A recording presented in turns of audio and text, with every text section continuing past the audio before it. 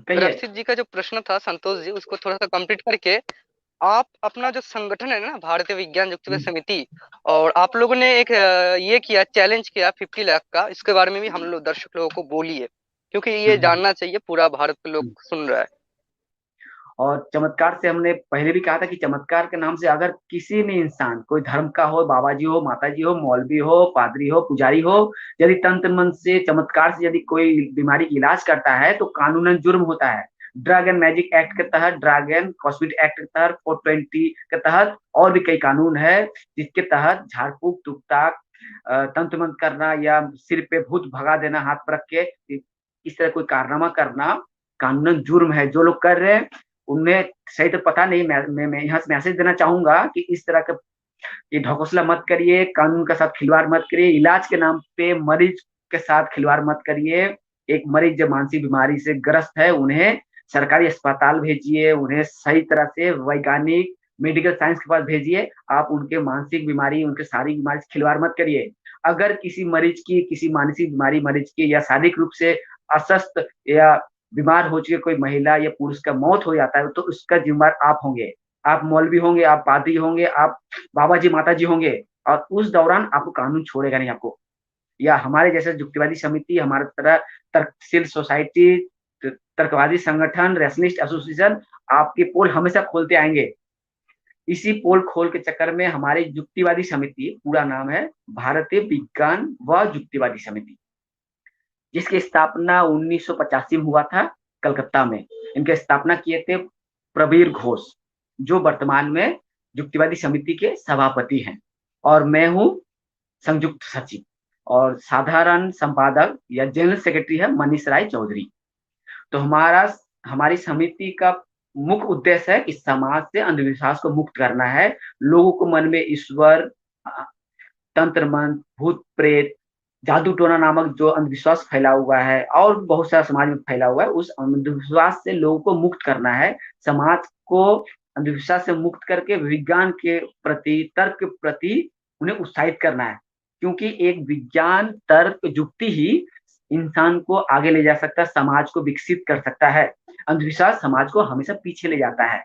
कोई अल्लाह, कोई गॉड, कोई मौलवी, कोई पादरी समाज को आगे नहीं ले आ सकता है। ये लोग समाज को और पीछे ले जाते हैं। एकमात्र विज्ञान, एकमात्र ज्ञान, एकमात्र तर्क ही समाज को, देश को, भारत को, दुनिया को आगे ले जा सकता है।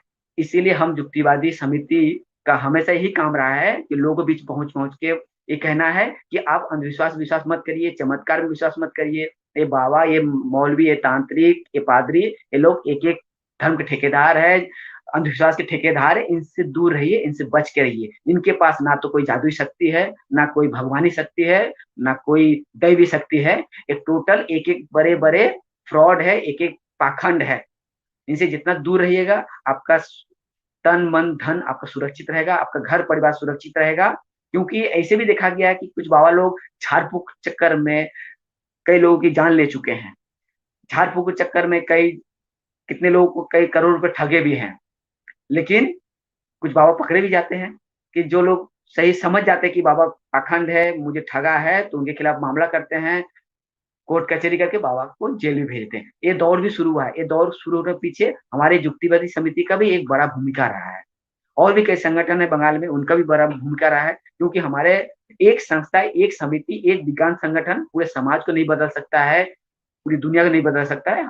हजारों संख्या में लोग चाहिए, हजारों संख्या में विज्ञानवादी, युक्तिवादी, तर्कवादी लोग भी चाहिए, संगठन भी चाहिए। हम एक समिति, युक्तिवादी समिति बना के अपने बल पे, अपने आर्थिक बल पे समाज में फैला हुआ अंधविश्वास को दूर करने का प्रयास कर रहे, कोशिश कर रहे, लोगों के बीच पहुंच रहे, उन्हें ये समझा रहे कि आप चमत्कार में विश्वास नहीं करिए। अगर कोई कोई बाबा जी, माता जी, चमत्कारी बाबा जी दावा करता है कि भाई मेरे पास चमत्कारी शक्ति है, दैवी शक्ति है मेरे पास, हम तंत्र मंत्र का सिद्धि प्राप्त किए हैं, तो उनके लिए हमारे युक्तिवादी समिति की तरफ से 50 लाख रुपए का चुनौती है।